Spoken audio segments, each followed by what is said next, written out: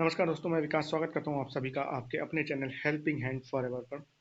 दोस्तों, right issue अभी बहुत ज़्यादा आ रहे हैं और अभी जैसे जो नए रूल्स आए हैं राइट इशू में, उसमें क्या होता है कि जो राइट एंटाइटलमेंट अलॉट होते हैं उनकी ऑन मार्केट रिन्यूएशन चालू हो गई है, जिससे कि आरईज राइट एंटाइटलमेंट की ट्रेडिंग कहते हैं और बहुत से लोग जो है वो राइट एंटाइटलमेंट परचेस कर लेते हैं जिसे वो नॉर्मल शेयर समझते हैं।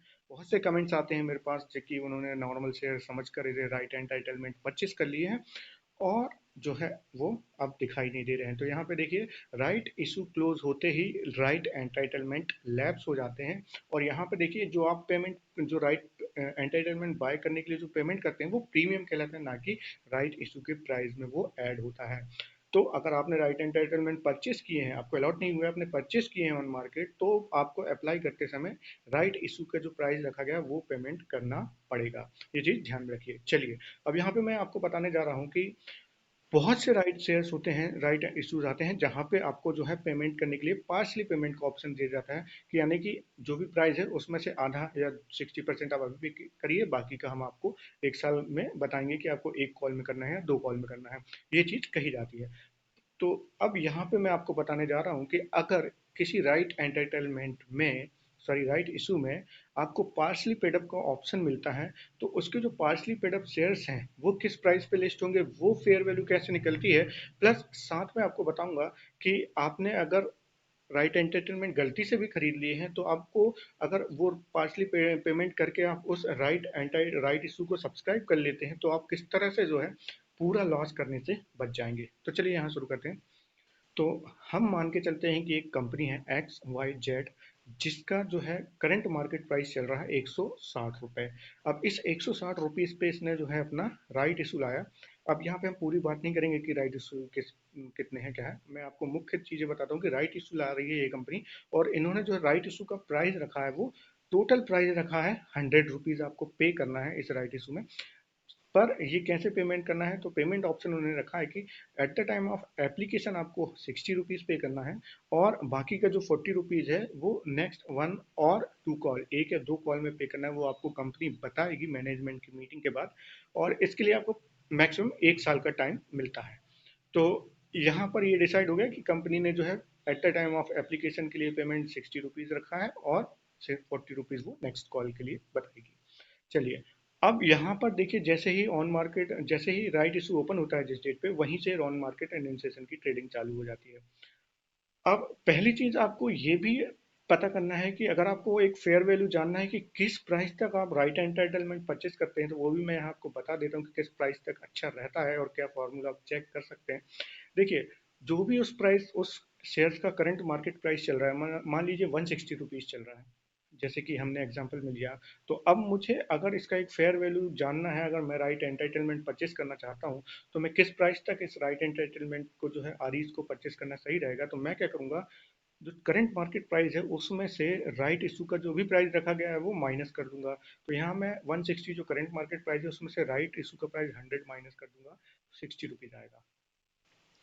तो ये जो 60 रुपीज है ये एक मैक्सिमम वैल्यू है जिस जहां तक अगर मैं राइट एंटाइटलमेंट परचेस करता हूं और उसके बाद राइट इशू का जो प्राइस भी पे करता हूं, तो मुझे करंट मार्केट वैल्यू के आसपास ही प्राइस पड़ेगा।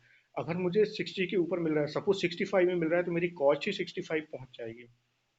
तो उससे बेटर है कि मैं जो है सीधे फुली पेड अप शेयर्स खरीद लूँ। हालांकि यहाँ में मुझे पार्सली पेमेंट करना पड़ेगा, फुली पेड अप अगर खरीदूंगा तो एक साथ पूरा पेमेंट करना पड़ेगा, सिर्फ यही एक प्रॉफिट आपको रहेगा। बट उसके लिए भी मैं बहुत ज़्यादा प्राइस पे ये नहीं खरीदूंगा।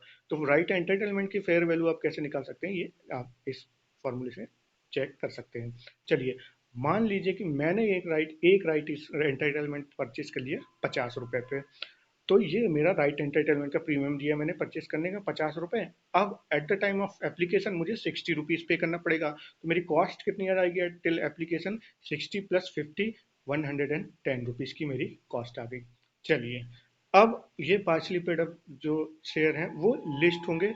जब लिस्ट होंगे तो यहाँ पे इनकी जो फेयर वैल्यू जो निकाली जाएगी लिस्टिंग की, वो डिपेंड करती है पूरी तरह से जो फुली पेड अप शेयर्स हैं उनकी करंट मार्केट प्राइस पर, और वो भी किस दिन का, सपोज जिस दिन लिस्ट होने वाले हैं पार्शियल पेड अप शेयर्स उसके एक दिन पहले का क्लोजिंग मार्केट प्राइस। तो सपोज अगर 25 तारीख को लिस्ट हो रहे हैं तो 24 तारीख को जो इनके फुली पेड अप शेयर्स का जो मार्केट प्राइस है उस पर डिपेंड करेगा कि ये जो है पार्शली पेड अप शेयर किस प्राइस पे लिस्ट होंगे। तो चलिए मैं यहाँ आपको बताता हूँ कि आप कैसे इसमें चेक कर सकते हैं। दो तरह से कर सकते हैं, एक थोड़ा कॉम्प्लिकेटेड है, एक बहुत सीधा है। पहला तो आप कर सकते हैं जिससे पूरी तरह से समझ में आ जाएगा कि पार्शली पेड अप शेयर इस तरह से क्यों ट्रेड होंगे। देखिए, करंट मार्केट, अब हम मान के चलते हैं कि लिस्टिंग टाइम तक जो है एक्स वाई जेड कंपनी का करंट मार्केट प्राइस आ गया 175 रुपये, और हमने जो राइट एंटाइटलमेंट की कॉस्ट दी है वो सिर्फ 60 रुपीज़ दी है। अब हमको फेयर वैल्यू निकालना है, तो यहाँ पे देखिए टोटल प्रीमियम रखा गया है 100 रुपीज़ का, और फेयर शेयर की जो करंट मार्केट प्राइस चल रही है वो 75 रुपये का है। तो अगर हम 100 रुपीज़ एक साथ दे देते हैं तो ये फुली पेड अप शेयर्स के साथ मर्ज हो जाएंगे, तो 100 रुपीज़ ही में और 75 का अंतर आएगा, क्योंकि 175 करंट मार्केट प्राइस का रेट है, और 100 रुपीज़ जो है वो फुली जो प्रीमियम जो राइट इशू का प्राइस रखा गया था, यानी 75 रुपीज़ प्रीमियम मिल रहा है शेयर होल्डरों को। तो अब क्या होगा कि ये 75 हम निकाल लेंगे। तो कैसे किया हमने, करंट मार्केट प्राइस में से टोटल मार्केट जो राइट इशू का प्राइस है वो घटाया तो 75 रुपीज़ आ गया। अब ये 75 रुपीज़ जो आया है, अब देखिए इसमें 100 रुपीज़ जोड़ने पे ये फुली पेड अप शेयर्स के बराबर आ रहा है। इसका मतलब ये तो प्रीमियम हो गया, इसको हम साथ में रखेंगे, और प्लस मैंने कितनी पेमेंट कर दी है, 60 रुपये। अभी शेयर होल्डर ने 60 रुपये की पेमेंट की है राइट इशू के लिए, तो ये 75 में 60 रुपये जोड़ देंगे तो टोटल कॉस्ट आ जाएगी, टोटल जो करंट प्राइस आएगा लिस्टिंग का वो आ जाएगा 135 रुपीज़। अब आप देखिए इस 135 में रिमेनिंग जो 40 रुपीज़ है वो अगर आप ऐड कर देंगे तो 75 आ जाएगा आपका, 175 जो कि फ्ली पेडअप का शेयर है। तो इस तरह से हम जान गए कि 135 के जो है इसकी फेयर वैल्यू आएगी लिस्टिंग की, इसके आसपास ये लिस्ट होगा। और इसका अनुमान आप पहले भी लगा सकते हैं स्टॉक के जो ट्रेंड को देख के कि किस तरह से जो है ये शेयर किस प्राइस तक पार्सली पेड अप जो है लिस्ट हो सकता है, तो हम उस हिसाब से राइट एंटाइटलमेंट खरीद सकते हैं। पर वो एक बहुत ज़्यादा एनालिसिस की बात है, बट यहाँ पे मैंने एक नॉर्मल जो है आपको कैलकुलेशन करके बताया। तो यहाँ आपने देख लिया कि 135 इसकी जो है कॉस्ट निकल के आ रही है या फिर फेयर वैल्यू निकल के आ रही है। अब पार्सली पेड अप की 135 की एक नॉर्मल सीधे सीधे भी आप निकाल सकते हैं कि जो भी करंट मार्केट प्राइस है उसमें से सेकंड जो प्रीमियम आपका रिमेनिंग प्रीमियम है वो घटा दीजिए। तो 175 में से अगर हम 40 रुपीज़ घटा देते हैं तो भी 135 रुपीज़ आ जाता है, जो कि पार्सली पेड अप शेयर का लिस्टिंग प्राइस रहेगा। तो इस तरह से है।